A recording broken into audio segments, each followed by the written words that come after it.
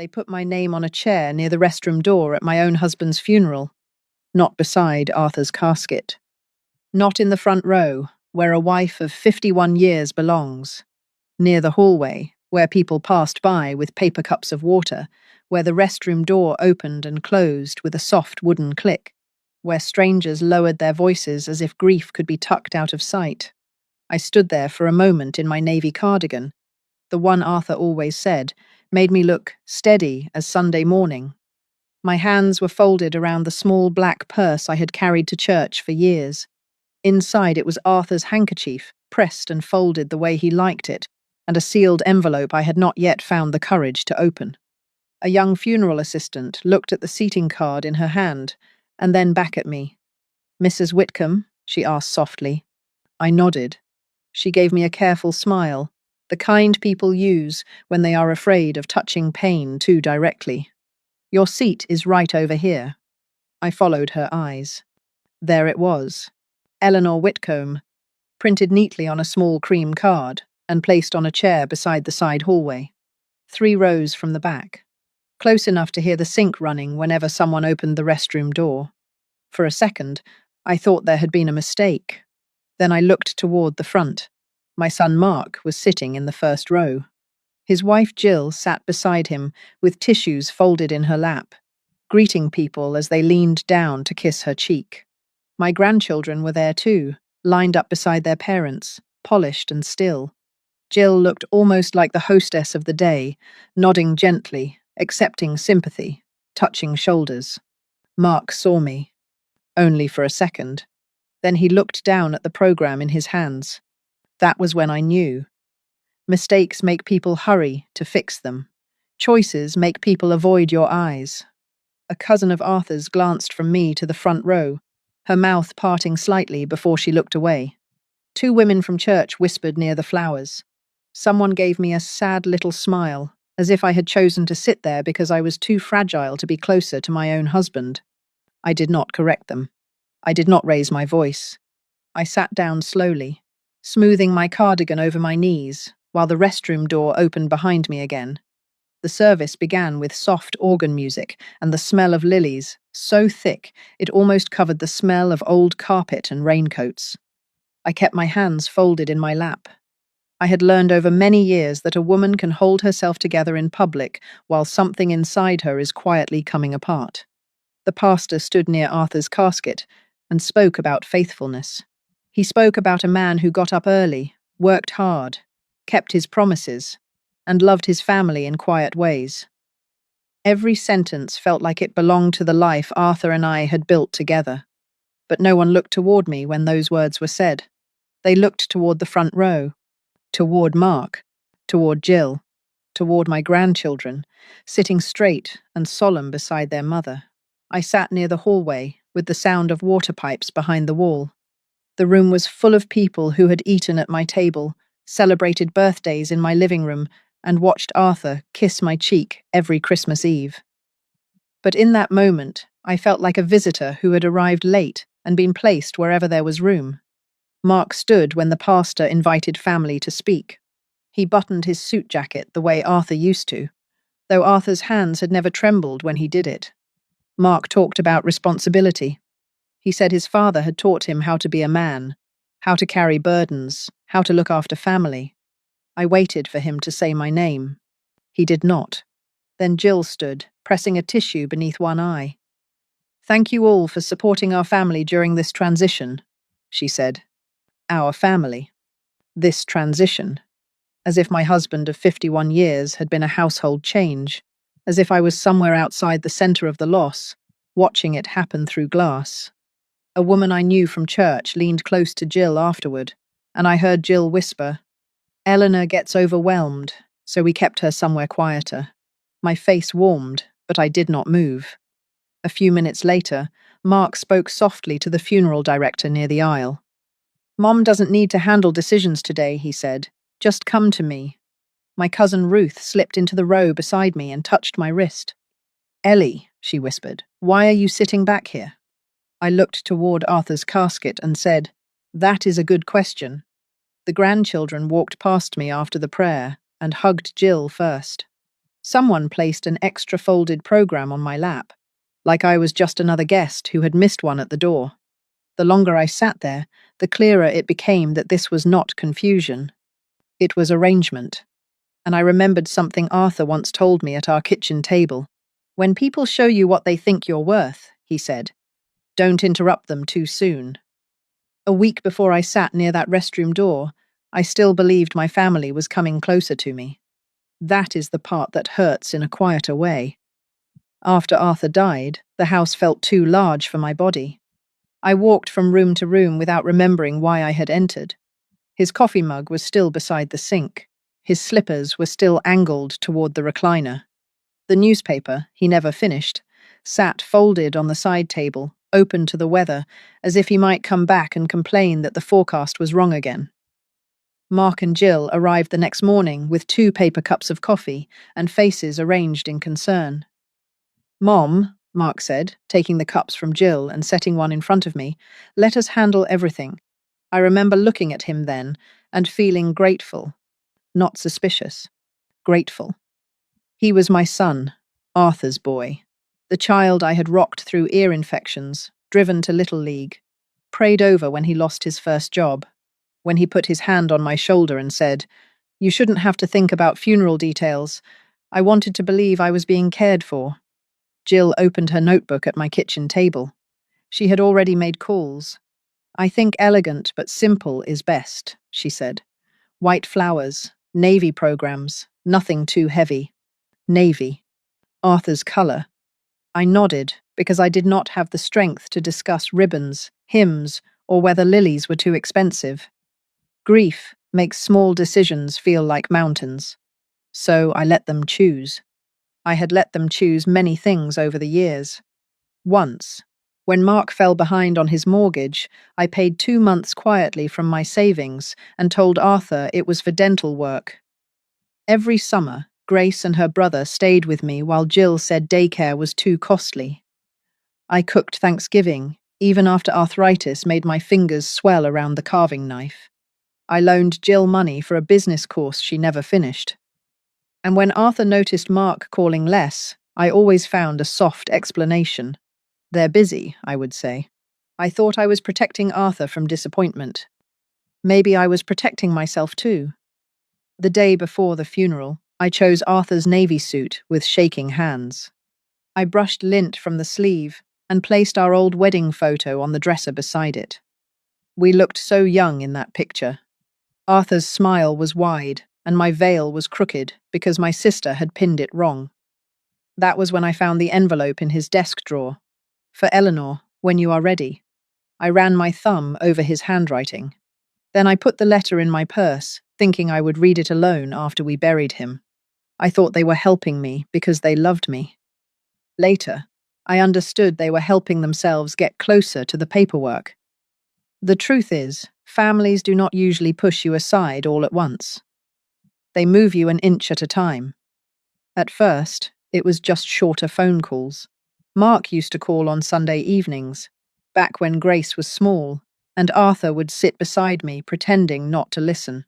Then the calls became quick check-ins from the car.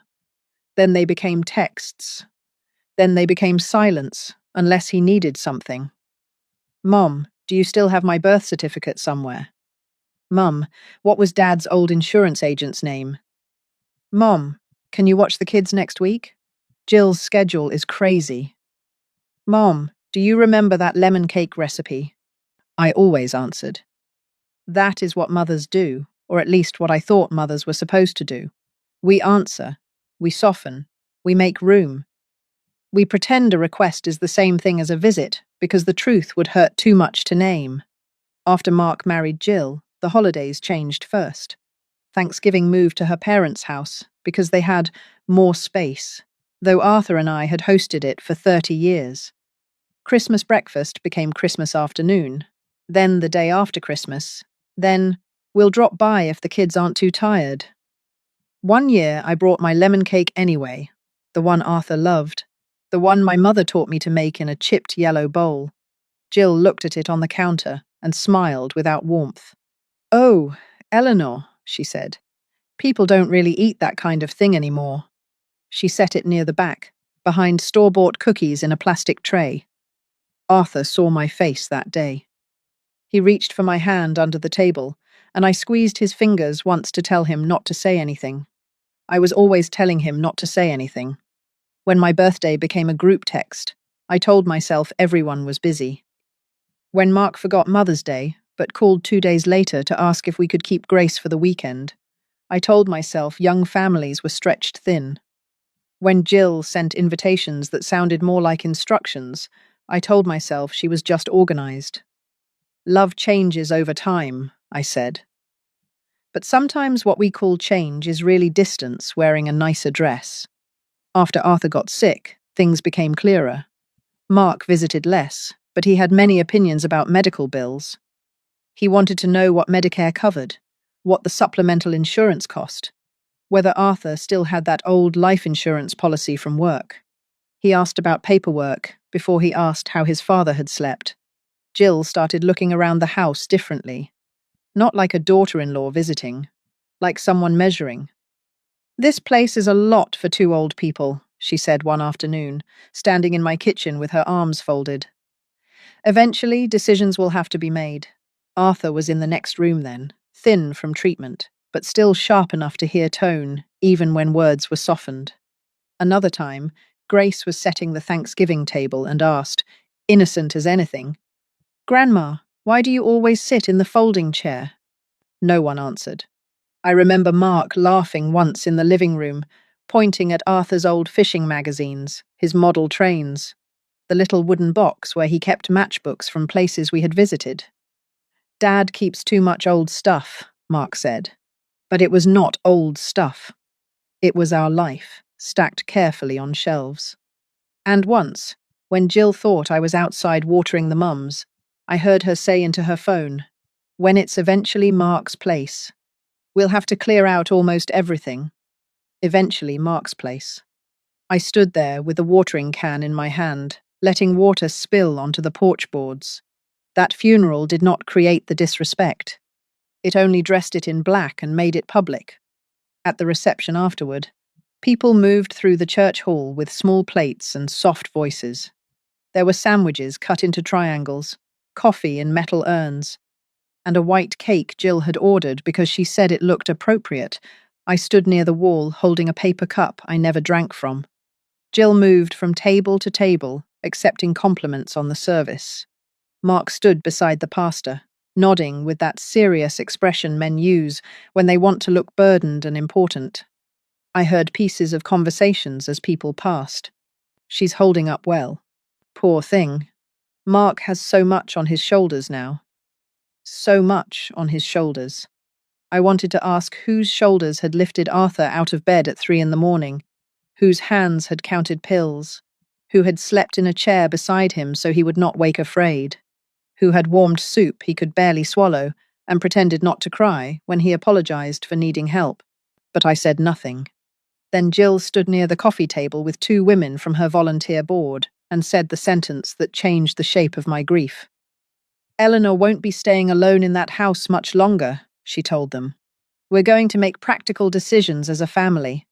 As a family? Without asking me. I looked at her then, and she smiled at me across the room as if she had not just planned my life in public over a plate of funeral cake. After the reception, I drove home alone. No one offered to follow me. No one asked if I should be by myself in the house where Arthur had taken his last breath. Mark kissed my cheek in the parking lot and said, "Try to rest, Mom," while Jill stood beside him checking her phone. The house was dark when I opened the door. Not empty, exactly. Arthur was everywhere. His slippers were still beside the recliner, one slightly turned in like his left foot always did. His reading glasses rested on the side table with a folded church bulletin beneath them. The blanket Grace had given him last Christmas lay across the arm of his chair. I stood in the living room, with my purse hanging from my wrist, and listened to the kitchen clock. Tick, tick, tick. It sounded louder than it ever had when Arthur was alive. I went to the kitchen because that was what I knew how to do.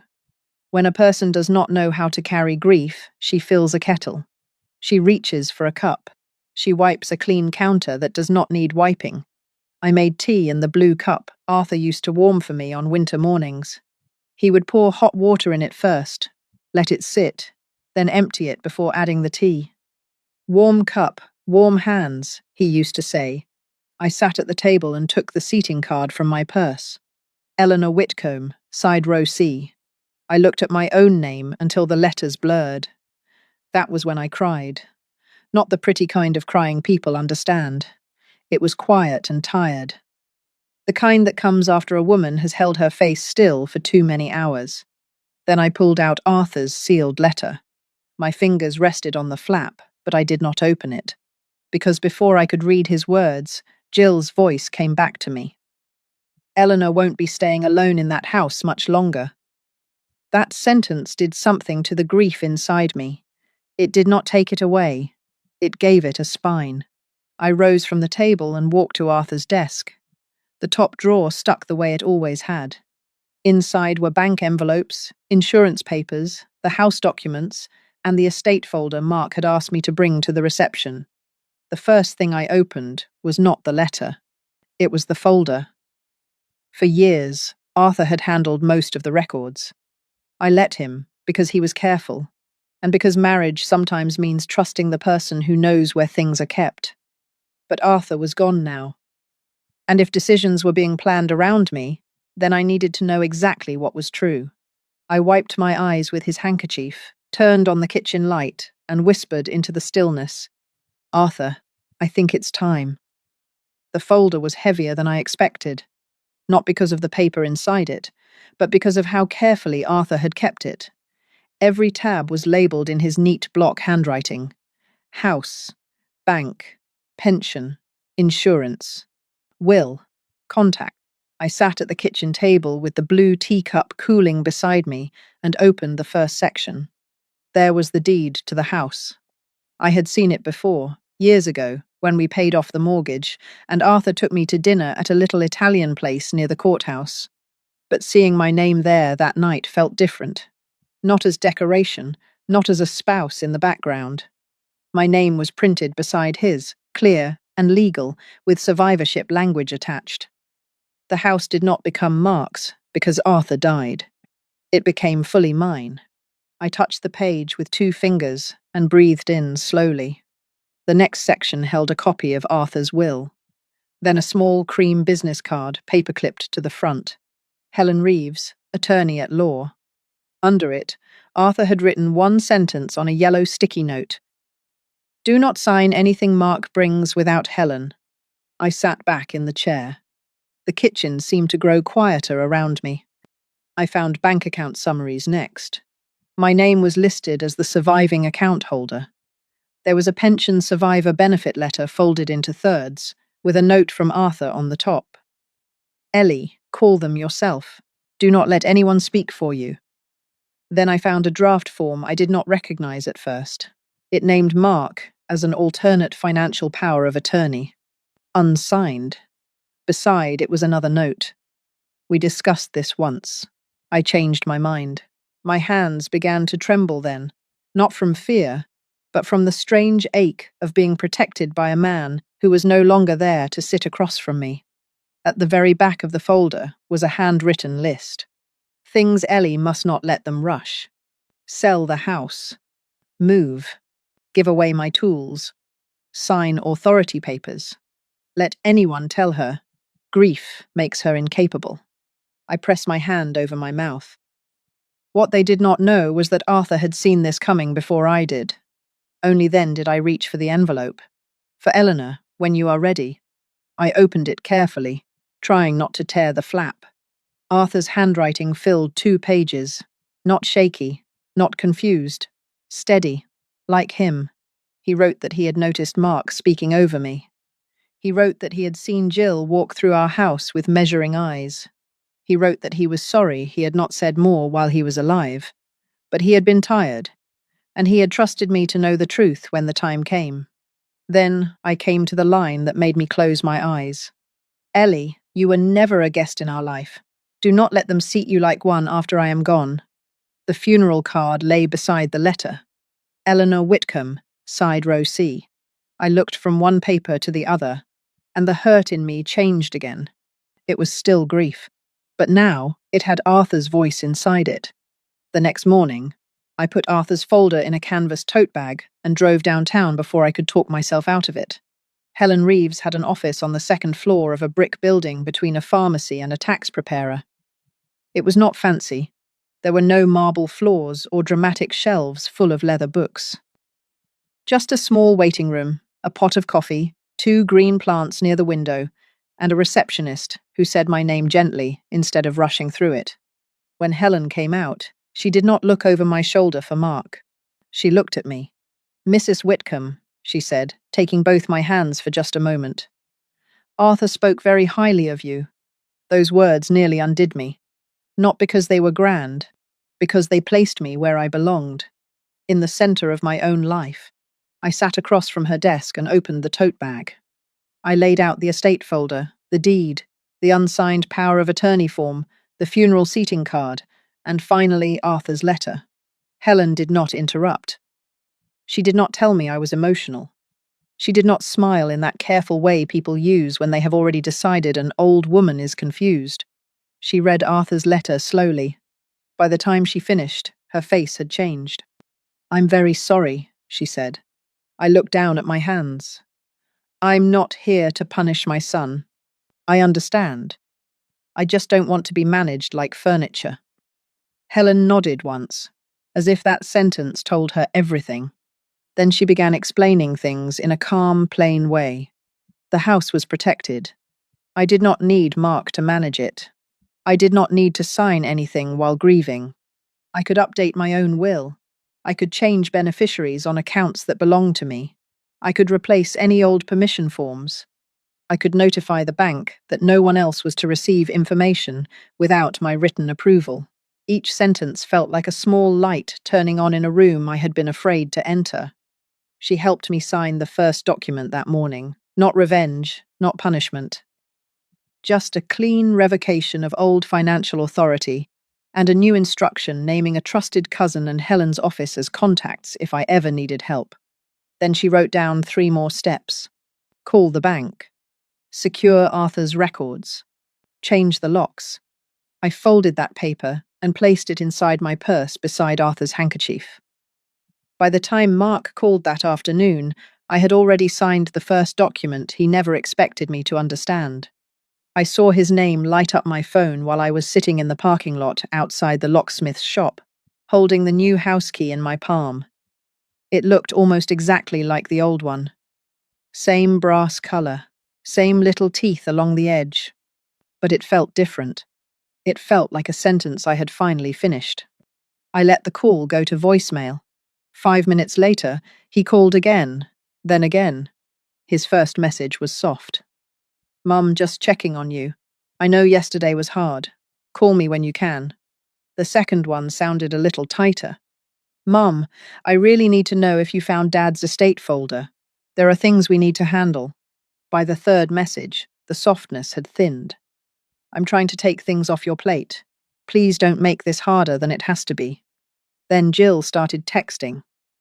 "We'll come by around 6 to collect Arthur's suits and watches. Mark also needs the documents from the desk. Don't worry, we'll help you sort everything." I set the phone face down on the passenger seat and closed my fingers around the new key. For a moment, guilt rose in me. Old guilt, mother guilt. The kind that tells you a boundary is unkind simply because someone else dislikes it.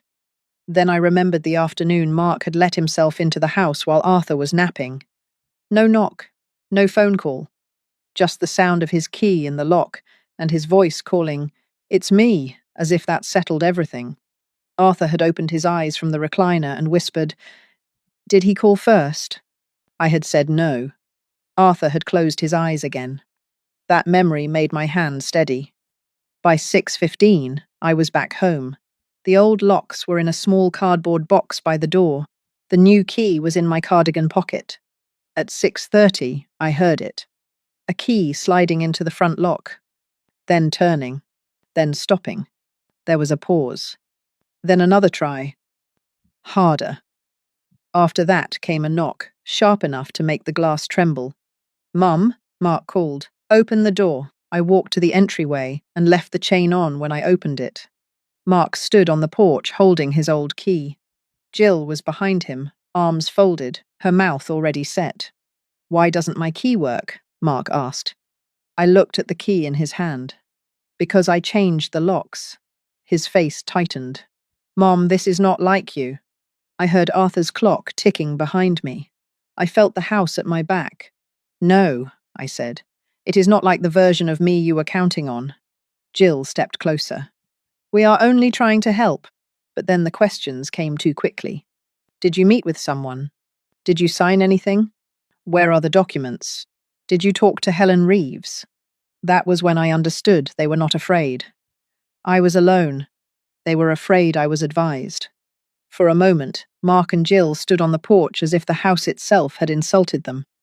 Mark still held the old key between his fingers. Jill's eyes moved past my shoulder, trying to see inside. Mum, Mark said, lowering his voice, take the chain off.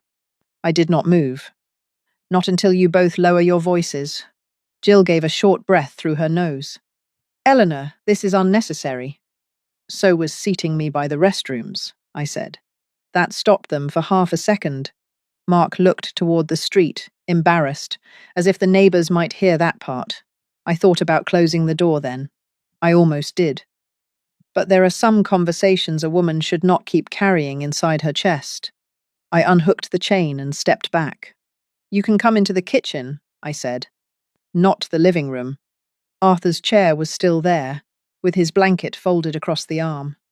I would not let them stand beside it and talk about him, as if his absence had made them owners.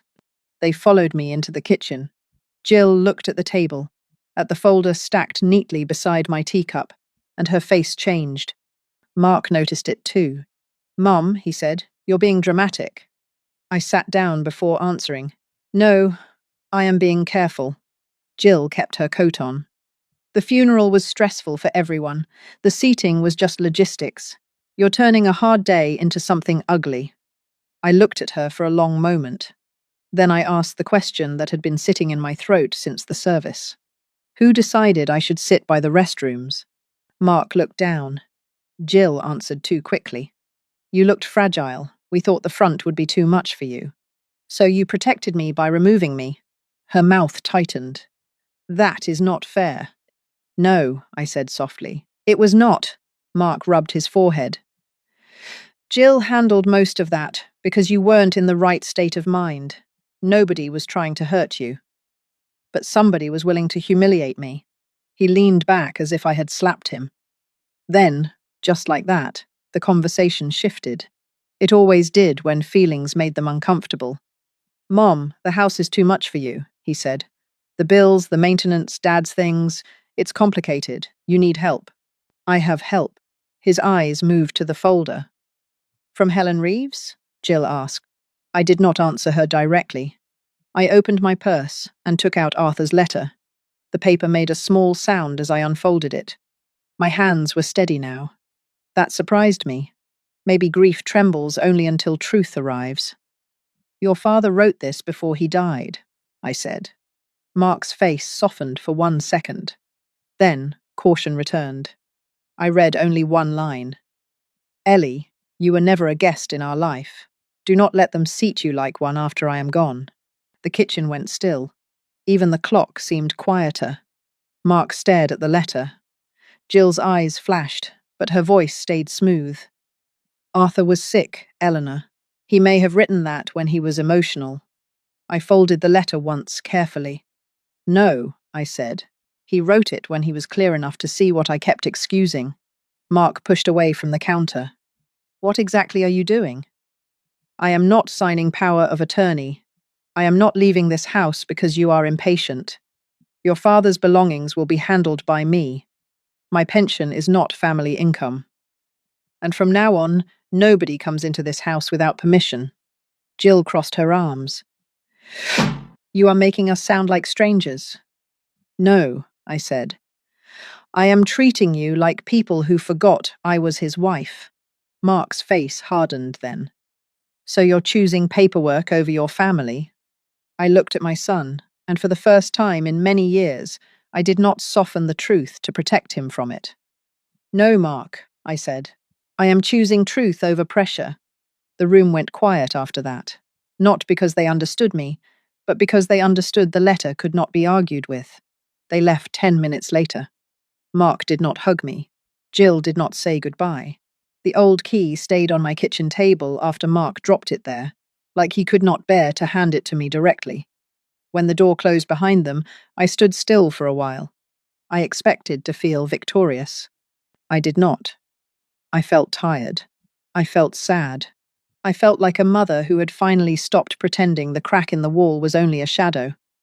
The next morning, I went back to Helen Reeves with Arthur's letter in a folder of its own. I had slept only a few hours, but I did not feel scattered. I felt tired in the body and clear in the mind. There is a difference. Grief had not left me. It sat beside me in the car, quiet and heavy. But it was no longer driving. Helen's office smelled faintly of coffee and paper. She did not rush me. She gave me time to take off my coat, time to set my purse on the chair beside me, time to place Arthur's letter on her desk with both hands. "I want this kept with my documents," I said. Helen nodded. "We can do that." We went through everything 1 page at a time. I updated my will. I removed Mark from any future authority over my financial decisions. I named my cousin Ruth as my personal backup contact, and Helen's office as the professional one. At the bank, instructions were added, so no one could ask questions or receive information just because they had my last name. That part was harder than I expected. Not legally. Emotionally. A mother does not remove her son from paperwork without feeling the weight of the years before that signature. I remembered his little hand in mine crossing school parking lots. I remembered buying him sneakers we could barely afford. I remembered the boy before the man who stood on my porch, angry that his key no longer worked. But memory is not permission. Helen helped me list Arthur's belongings clearly. His watch would stay with me until I was ready. His tools would go to the neighbor who had helped him build the porch steps. His fishing rods would wait for Grace if she wanted them someday. Nothing would be collected in a hurry by people who called grief sorting. I changed beneficiary forms where I needed to. I signed a written boundary letter to Mark and Jill. Simple words. No accusations, no drama, just facts. They were not to enter my home without permission. They were not to pressure me about moving. They were not to request financial information from me, my bank, or my attorney. Any future discussion about the house would happen only when I chose it. The final paper I signed did not take anything from them. It returned something to me. Then I made one decision that was just for Arthur. Jill had wanted donations made to a family foundation project she liked to mention in public. It had photographs, plaques, and her name attached to committees. I chose the hospice nurse program instead. They were the ones who had helped Arthur breathe easier at 2 a.m. They were the ones who taught me how to lift him without hurting his shoulder. They were the ones who called him Mr. Whitcomb when he could no longer answer. When Mark found out later, he called me cold. Jill said I was being influenced. I let them finish. Then I said, "A locked door feels cruel only to people who thought they owned the key." A week later, Grace came to my door alone. I saw her through the front window before she knocked. She stood on the porch holding a small grocery bag against her coat, shifting her weight from one foot to the other like she was still a little girl waiting to ask permission. When I opened the door, she looked at the new lock first, then at me. "Hi, Grandma," she said. Her voice broke on the second word. I stepped back. "Come in, sweetheart." She held up the bag as if it explained her visit. "I brought bread and soup. It's from the little place near campus. I didn't know if you were eating." No one had asked me that since Arthur died. Not really. I took the bag from her and set it on the kitchen counter. Grace stayed near the doorway, twisting her fingers together. "I saw the card," she said. I turned from the cabinet where I was reaching for cups. "What card?" "At the funeral." Her eyes filled. "Your seating card. I saw where they put you." The kitchen went very still. "I wanted to move it," she whispered. I told Mom it was wrong. She said not to make a scene. That sentence hurt, but not the way Jill's words had. Grace was not defending herself. She was telling the truth, and truth from a young person can sound almost tender when it costs them something. I pulled out Arthur's chair at the kitchen table. "Sit down," I said. "I'll make tea." She cried before the kettle boiled. Not loudly. Just a few tears she kept trying to wipe away with the sleeve of her sweater. "Grandpa used to say you were the strongest person in this house," she said. I had to look away then. After tea was poured, she did not ask about money. She did not ask about the house, the locks, the will, or what her parents were saying. She asked about Arthur. So I showed her our wedding photo. I told her how he burned pancakes on our first anniversary because he wanted to surprise me, and how we ate cereal instead, sitting on the floor of our first apartment, laughing like we had all the time in the world. Grace smiled through tears. "I'm sorry I didn't say something sooner," she said. I reached across the table and covered her hand with mine. "Learning to speak up takes time," I told her. "Just don't take as long as I did." Grace did not come, asking what she would get. She came asking what she had missed. That visit did not fix everything. I am too old to pretend one cup of tea can repair what years have broken. Mark was still my son. Jill was still his wife. There were still quiet places in my heart that ached when the phone did not ring, and still moments when I wondered whether I had been too firm. But then I would look at the new key on its hook by the door, and I would remember that peace sometimes begins with a boundary nobody else approves of. I stayed in that house through the winter. Not because Mark wanted me to, not because Jill thought it looked better, not because anyone told me what a widow should do with rooms full of memory. I stayed because I needed one last season there with Arthur. I needed to hear the old furnace rattle in the hallway. I needed to watch snow gather on the porch steps he had repaired 3 different times and complained about each time. I needed to sit in his chair once in a while, not to pretend he was coming back, but to thank the life we had made there before I packed any part of it away. Spring came slowly that year. The first morning I opened the kitchen window and smelled cut grass. I knew I was ready. Helen helped me handle everything properly. No rushed signatures, no family pressure, no private conversations where Mark could speak over me. I met with a real estate agent. Helen trusted, reviewed every page, and made decisions in daylight, with my glasses on and my own pen in my hand. In the end, I chose to rent the house for a while instead of selling it right away. That gave me time. It gave me income. Most of all, it reminded me that choice feels different when nobody is standing behind you pushing. My new apartment was smaller, but it had sunlight. 2 bedrooms, a little balcony, a park across the street. The church was 10 minutes away, the library even closer, and Grace's college bus stopped at the corner every weekday afternoon. I brought Arthur's chair. I brought our wedding photo. I brought the blue teacups, my navy cardigan, and the wooden recipe box with my mother's lemon cake card tucked inside. Mark and Jill stayed distant. Their messages came now and then, polite on the surface and stiff underneath. I answered when they were respectful. I ignored what was dressed up as concern, but smelled like control. On Arthur's birthday, I baked a small lemon cake, not for a crowd, not for people who would push it behind store-bought cookies. Just one little cake on my new kitchen table, with tea beside it and Arthur's final letter folded near our wedding photo. Grace came by with yellow flowers. We ate together without performance. No front row, no seating cards. I did not read Arthur's letter that day to shame my family. I read it because truth sometimes needs a witness. I understand that now.